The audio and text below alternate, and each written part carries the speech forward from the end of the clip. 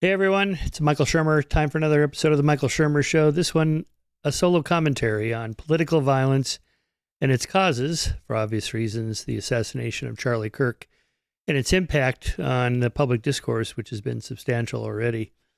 I learned about it like most people just on social media. I just landed in New York City, flipped open X, and it was all over the place, including the video, which, I didn't think I was going to even see what I saw, and then watched it a second time, and that's enough. So gruesome. It reminded me of the Zapruder film headshot of JFK. Just, you can't unsee it. Anyway, the assassin's name was Tyler Robinson, and he was charged today. I'm recording this on Tuesday, September 16th, by the state of Utah with aggravated murder, and they are seeking the death penalty, which they have. And I've been told or heard that they use the firing squad. Okay. Robinson appears to have been raised in a conservative Christian home, so that seems like an unlikely place to be radicalized into killing a leading public voice of conservative Christian values. So the search has been on for, where did he get these ideas and become radicalized? The Utah governor and the FBI currently suspect that he was probably radicalized online through several far-left sites they mentioned, and also this bizarre furry community of people who are apparently sexually aroused by dressing up as furry animals, although I don't know how much to make of any of that. He was only in college one semester, so it seems like he would not have been radicalized by far-left professors in only a few months. Much has been made about the fact that his roommate and his apparently romantic partner, Lance Twiggs, is a male-to-female trans person, and since Charlie Kirk was outspoken on the trans issue, some have been speculating that anger at Kirk's attitudes might be a motive. However, it does not seem to be the case for Twiggs himself, as evidenced in this text exchange shortly after Robinson murdered Kirk. The state of Utah just released this text exchange. Robinson says to Twiggs, his roommate, this is right after he shot him, like I think within a couple of hours. I'm still okay, my love, but am stuck in Orem, Utah, for a little while longer yet. Shouldn't be long until I could come home, but I got to grab my rifle still. To be honest, I had hoped to keep this secret till I died of old age. I'm sorry to involve you. And Twiggs says, you weren't the one who did it, right? Robinson, I am. I'm sorry. I thought they caught the person, the roommate says. No, they grabbed some crazy old dude, then interrogated someone in similar clothing. I had planned to grab my rifle from the drop point shortly after, but most of that side of town got locked down. It's quiet, almost enough to get out, but there's one vehicle lingering. And Twiggs says, why? Robinson, why did I do it? Yeah. I'd had enough of his hatred. Some hate can't be negotiated out. If I am able to grab my rifle unseen, I will have left no evidence. Going to attempt to retrieve it again. Hopefully they have moved on. I haven't seen anything about them finding it. And the roommate Twig says, how long have you been planning this? Robinson says, a bit over a week, I believe. I can get close to it, but there was a squad car. Now he's talking about his rifle again, parked by it. I think they already swept that spot, but I don't want to chance it. And then he continues, I'm wishing I had circled back to grab it as soon as I got to my vehicle. I'm worried what my old man would do if I didn't bring back Grandpa's rifle. So now that apparently is where he got it. I don't know if it had a serial number, but it wouldn't trace to me. I worry about prints. I had to leave it in a bush where I changed outfits. Didn't have the ability or the time to bring it with. I might have to abandon it and hope they don't find prints. How the fuck will I explain losing it to my old man? Only thing I left was the rifle wrapped in a towel. Remember how I was engraving the bullets? The fucking messages are mostly a big meme. If I see notices bulge UWU on Fox News, I might have a stroke. All right, I'm going to have to leave it. That really fucking sucks. Okay, that's the entirety of this text exchange, at least that they've released so far. There's probably a lot more forensic evidence we're going to see, but that's what we have at the moment. Okay. What to make of that? I don't know. I will add that Robinson is a young male, which turns out to be the number one predictor of all forms of violence. And one thing that young men do is they seek status. And in modern America, there is no sure way of going from being a nobody to a somebody overnight than to murder someone famous or be a school shooter or mass public shooter. I should add, since it's one of my topics of research, there's a number of conspiracy theories swirling about cyberspace, of course. But since most conspiracy theories turn out to be false, let's resist the temptation to move beyond the radicalized lone gunman explanation to something larger until there's evidence that's unmistakable. If there were others involved, local law enforcement and the FBI will find them and charge them with aiding and abetting murder, which is a felonious action. Could land them in prison for life or probably not the death penalty. All right, let's think about, for a moment, motives for political violence. In this particular case, floating around the internet, of course, are the fact that there's some association with being trans, or the trans roommate, or wokeness, or DEI, or political correctness that Charlie Kirk was critical of. I doubt any of those are a direct cause. I think they would be a secondary or tertiary cause at most. I think the deeper cause is holding an incorrect belief about reality. Let me explain. Last year, our Skeptic Research Center survey of 3,000 randomly selected Americans found the strongest support among Gen Zers, this is Tyler Robinson's generation, that, quote, agreement that the other party is so dangerous that Americans may have to resort to violence to get the country back on track. Wow. Okay. Remember, this is the generation who have been told that words are violence and that silence is violence. So if you really believe that words are violence, and this is what Charlie Kirk specialized in, talking to people. I should say, since I do a lot of public talks myself, and I've done, 100 debates in my career, something like that. I have to say he was one of the better ones at it, and also more amiable than most debaters I've seen. It seems like he never got mad. He never got angry, never lost his temper. In fact, he was seemingly unfailingly polite with these people who were, many of them, screaming at him. So I have to give him credit for that, again, even though I'm not a conservative and I'm not a pro-lifer like he was, and I differ in many of his political beliefs on immigration, for example, foreign policy, abortion, and so on. He was so good at what he did, just talking to people. All right? If you can't do that and you really believe that words are violence, then you can see what could happen. Our evolved psychology programs us to respond violently if someone is violent to us. Okay, so I don't think it's that. I think if we make analogies with other false beliefs and what it drives people to do, it could give us some insights of why this happened.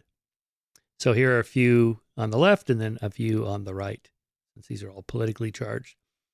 Liberals, and especially leftists, have spent the last decade equating Trump with Hitler and MAGA with fascism. Okay, if you really believe that, and you imagine going back in time to kill Hitler and the Nazis before they could destroy Europe and Germany and cause the deaths of upwards of 60 million people, including 6 million Jews, then the idea of shooting Trump or Kirk has a certain logic to it, however sick and twisted. And let me know why this is a false belief. Because Trump is not Hitler. You can be extremely critical of Trump, which I have been. There's a massive movement on the right in the Republican Party, the Never Trumpers, they're called, the Lincoln Project, and so on.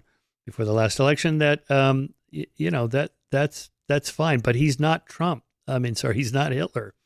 And the MAGA movement is not the Nazis. Okay, that's just wrong. Anyway, but if you believe that, okay, you can see why people then could get violent. Or if you tell people that climate change is an existential threat to civilization, and that if something isn't done about it within 12 years, you get, Greta Thunberg. You get violent activist organizations like Extinction Rebellion. You get deranged protesters dumping tomato soup on valuable paintings. And you get lunatic activists lying down in the middle of busy highways. Now, will defacing priceless art convince most people to reduce their carbon footprint? No, of course not. Do these protesters believe that it will? I guess on some level they might, or else why would they do it? But in any case, they've completely abandoned the liberal principle of convincing people with arguments and evidence.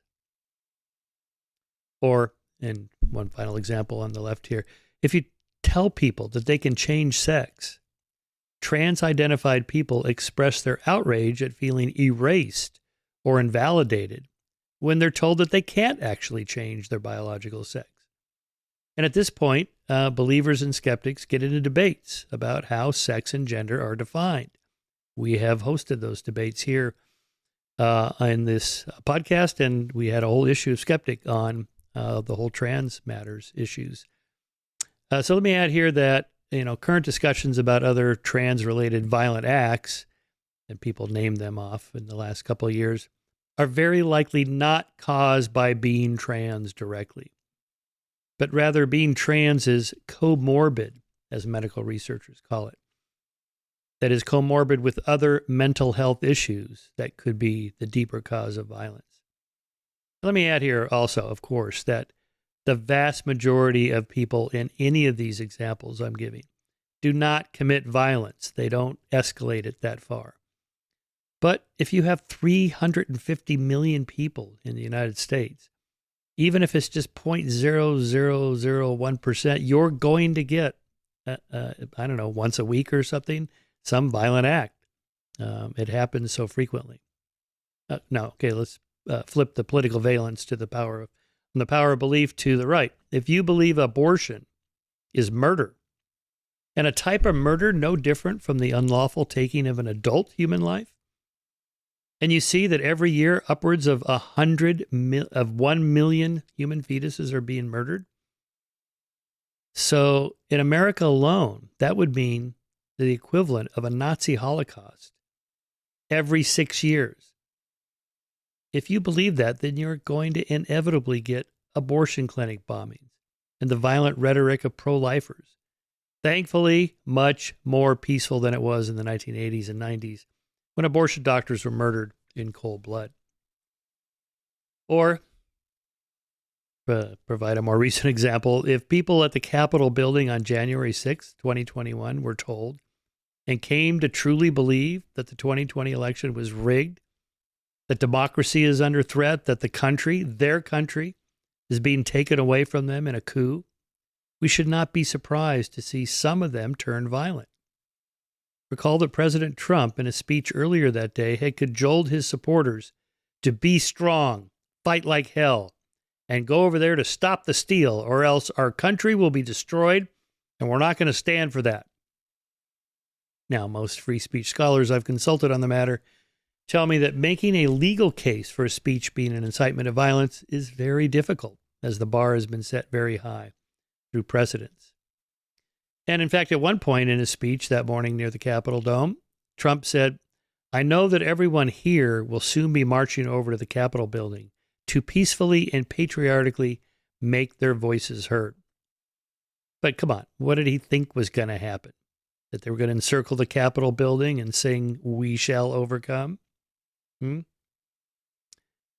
Since people act on their convictions, the truth or falsity of such beliefs matter.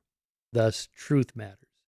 And that's why I titled my next book simply Truth, What It Is, How to Find It, Why It Still Matters. That'll be out January, by the way, 2026. Finally, because the assassination of Charlie Kirk was so gruesome and impossible to unsee, the shock of it, coupled to the recency effect and the availability heuristic, lead us to incorrectly believe that this is something new and different. It isn't. Recall the assassinations of JFK, RFK, and MLK in the 1960s, for example, or the almost daily terrorist attacks in the 1970s carried out by radical left Marxist groups like the Weather Underground, the New World Liberation Front, the Chicano Liberation Front, the Black Liberation Front, and the Symbionese Liberation Front, who famously kidnapped Patty Hearst. There's so many of these, in fact, that Monty Python parodied them in The Life of Brian. When one of their members confused the People's Front of Judea with the Judean People's Front, the Judean Popular People's Front, and just the Popular Front, of which there is apparently just one member. But just as a quick review here, the Weather Underground, just to give a few examples here, Wikipedia. 1970, after a Greenwich Village townhouse used as a bomb factory accidentally exploded, killing 3 members, the group went underground. In 1971, the group bombed the U.S. Capitol building in Washington, D.C., and offices of the California prison system. In 1972, they bombed the Pentagon in retaliation for the U.S. bombing of Hanoi. In 1975, they bombed the U.S. State Department building in response to the escalation of the Vietnam War. The Black Liberation Army. 1971, members were suspected of killing 2 New York City police officers. Oh, in that case, they was not proven. But the next year, in 72, they did assassinate 2 police officers in New York City and were convicted for that. Also in 1972, 5 armed BLA members hijacked a Delta Airlines flight and collected $1 million ransom. 1973, BLA member Asafta Shakur was involved in a shootout with New Jersey state troopers that killed 1 trooper and another BLA member. Shakur was later convicted of murder but escaped from prison in 1979. In 1981, in collaboration with former Weather Underground members, BLA members robbed a Brinks armored truck, killing a guard and 2 police officers. All right. But I could just spend the next hour reading off a lot of these political violent attacks. So let me just finish by reading a couple passages from my conspiracy book on real political violence in history. So I'm just going to go back in time here, just to kind of put all of this into perspective. Historically, regime change through political assassination was not at all uncommon. For example, in a study of 1,513 European monarchs who ruled between 600 and 1800 AD, criminologist Manuel Eisner found that 227 of them, or about 15%, were assassinated in coups d'etats. That's a large enough number to make most of us constructively conspiratorial about the machinations of backroom operations, plotting the overthrow of a leader or administration violently. This particular type of conspiracy is common enough to even have a name, regicide. The assassination of Archduke Franz Ferdinand of Austria in the summer of 1914 triggered the First World War, and is a glaring example. I have a whole chapter devoted to that as an actual conspiracy and how they really play out. In 1917, in Russia, after overthrowing the Tsarist regime, Lenin and his Bolshevik conspirators assassinated the Romanov family in the early morning hours of July 17, 1918, consisting of Tsar Nicholas II and his wife Alexandra, along with their 5 children, Olga, Tatiana, Maria, Alexei, and most famously, Anastasia. In the United States, no fewer than 4 presidents have been assassinated while in office: Abraham Lincoln, James Garfield, William McKinley, and obviously JFK. Before Kennedy was killed, arguably the most famous political assassination was that of Lincoln. He was shot in the back of the head in Ford's Theater, Washington, D.C. on April 14, 1865, unquestionably the result of a cabal led by the famous actor John Wilkes Booth, in cahoots with his co-conspirators Lewis Powell, David Harold, and George Ezratt. Powell and Harold were assigned to kill Secretary of State William H. Seward, while Ezratt was supposed to murder Vice President Andrew Johnson. In other words, this conspiracy intended to decimate the Lincoln administration, not just get rid of the president, in the hopes of reigniting the South's War of Independence, in the hope of closing out the Civil War on their side. Let's see. President James Garfield was shot on July 2nd, 1881, at the Baltimore and Potomac Railroad Station in Washington, D.C., where he is to deliver a speech before departing on vacation. He died of his injuries 79 days later, on September 19th, barely 6 months into his term, killed by a lone nut named Charles Guiteau. President William McKinley was assassinated on September 6, 1901, at the Pan American Exposition in Buffalo, New York, by an anarchist named Leon Czolgosz, who was standing in the reception line where McKinley was shaking hands. Shot the president. McKinley died 8 days later from his wounds, and Czolgosz was sentenced to death by electric chair. Shortly thereafter, by the way, Congress passed legislation requiring Secret Service protection for all future presidents. In fact, Czolgosz was following in the tradition of European anarchists who had assassinated or attempted to assassinate half a dozen members of royal houses in the late 19th century. So political violence is, again, not that uncommon. Unsuccessful presidential assassination attempts have included those on Andrew Jackson, Theodore Roosevelt, Franklin Roosevelt, Gerald Ford, and Ronald Reagan, all by lone, unhinged sociopaths. Their lack of success was largely due to luck and associated circumstances. On January 30th, 1835, President Andrew Jackson was fired upon outside the U.S. Capitol building by a mentally ill house painter named Richard Lawrence, whose pistol misfired twice in rainy weather, and he was taken down by none other than Representative Davy Crockett. Crazy story. On October 14th, 1912, former President Teddy Roosevelt was running again on a third-party ticket called the Progressive Party. It's interesting that word has changed a bit since then. Teddy was a Republican originally. Then he renamed it as the Bull Moose Party. In any case, while campaigning in Milwaukee, Wisconsin, Roosevelt was shot by a saloon keeper named John Schrank. Roosevelt survived because the bullet was slowed down by passing through a steel eyeglass case and a 50-page, twice-folded manuscript of the speech he was about to deliver, which he famously did in his blood-soaked shirt for all to see. His opening line is classic. "Ladies and gentlemen, I don't know whether you can fully understand that I have just been shot, but it takes more than that to kill a bull moose." Schrank was found legally insane and was institutionalized until his death. On February 15th, 1933, a disgruntled Italian immigrant named Giuseppe Zangara fired 5 shots at President-elect Franklin Roosevelt when the latter was giving a speech in an open car in Miami, Florida, but all the bullets missed their intended target. On September 5th, 1975, Charles Manson family cult member Lynette Squeaky Fromm took a shot at President Gerald Ford in Sacramento, California, to protest environmental pollution, but she missed. She spent most of the rest of her life in prison, proclaiming her undying devotion to Manson. Quote, "The curtain is going to come down on all of us, and if we don't turn everything over to Charlie immediately, it will be too late." Right. Finally, on March 30th, 1981, John Hinckley Jr. shot President Ronald Reagan in Washington, D.C.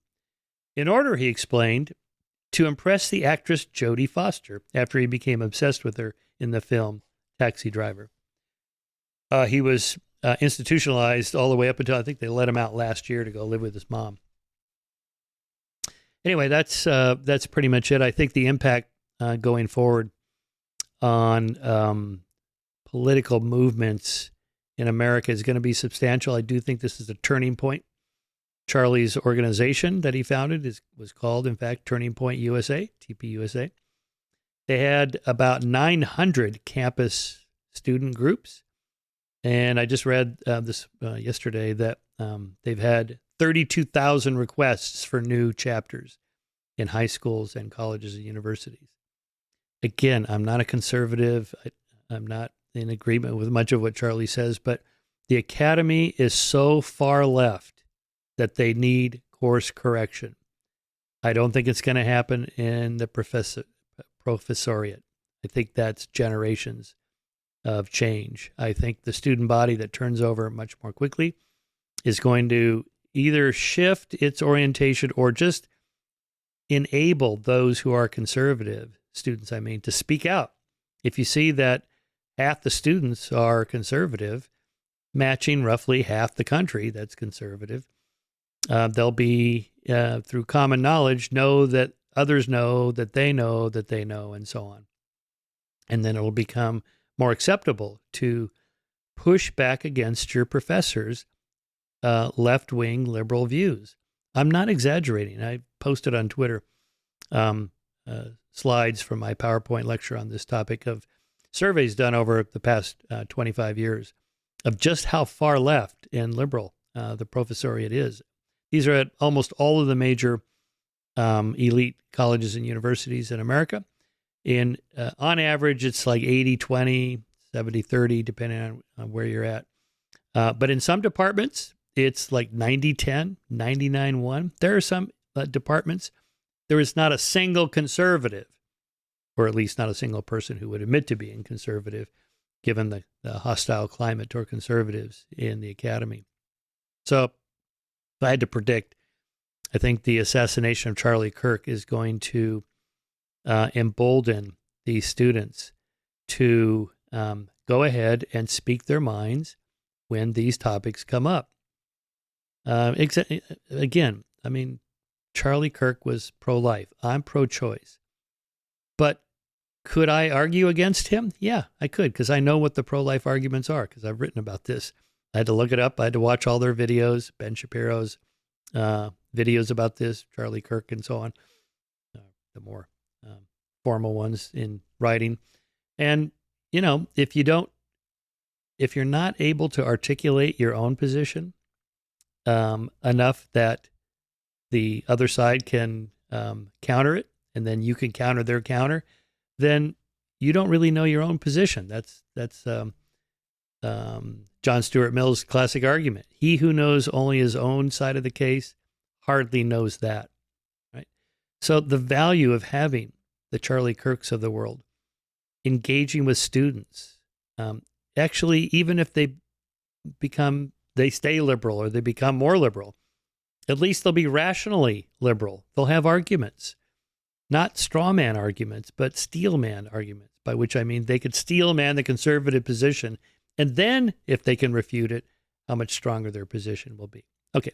I don't want to spend 20 minutes on why it's important to have free speech and open debate, but that is, if you want to know how to get to the truth, that's the only way to do it, because none of us are omniscient. All of us are flawed. The fallibilism assumption is true. We're all fallible. The only way to find out if you've gone off the rails or if you're wrong is to talk to somebody who disagrees with you, which was what Charlie Kirk did so masterfully.